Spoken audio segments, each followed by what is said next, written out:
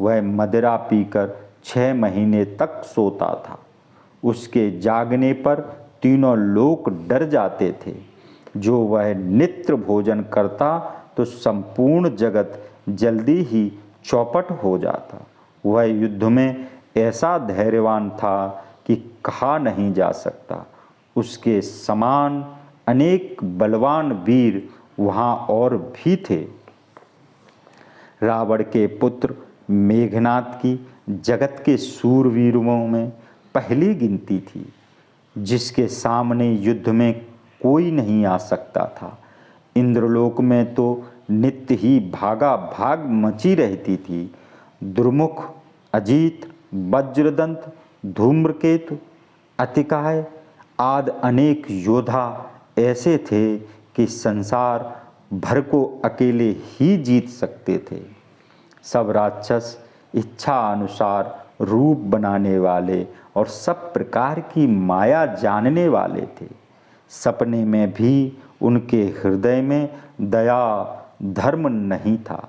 एक बार रावण ने सभा में बैठकर अपना असंख्य परिवार देखा। पुत्र, पौत्र, कुटुंबी और सेवक आदि सब राक्षसों की जात कौन गिन सकता था। सेना को देखकर स्वभाव से ही अभिमानी रावण क्रोध और घमंड से भरे हुए वचन बोला। हे समस्त राक्षसों के समूहों, सुनो। सब देवता हमारे बैरी हैं। वे सामने आकर लड़ाई नहीं करते, बलवान शत्रु देखकर भाग जाते हैं। उनका मरण एक प्रकार से हो सकता है। मैं समझाकर कहता हूँ, अब उसे सुनो। ब्राह्मण भोजन, यज्ञ, हवन और श्राद्ध, इन सब में तुम जाकर बाधा डालो। तब भूख से दुर्लभ और निर्बल होकर देवता लोग सहज ही में आकर हमसे मिलेंगे। तब मैं उनको मार डालूंगा अथवा अच्छी तरह अपने अधीन कर लूँगा।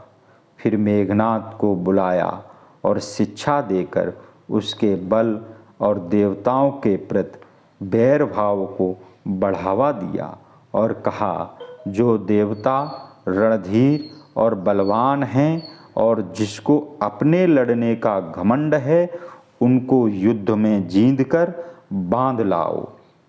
बेटे ने उठकर पिता की आज्ञा सिरोधार की।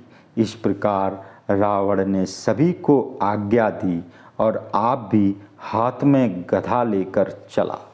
रावण के चलने से पृथ्वी कांपती थी और गर्जने से देवताओं की स्त्रियों के गर्भ गिर जाते थे।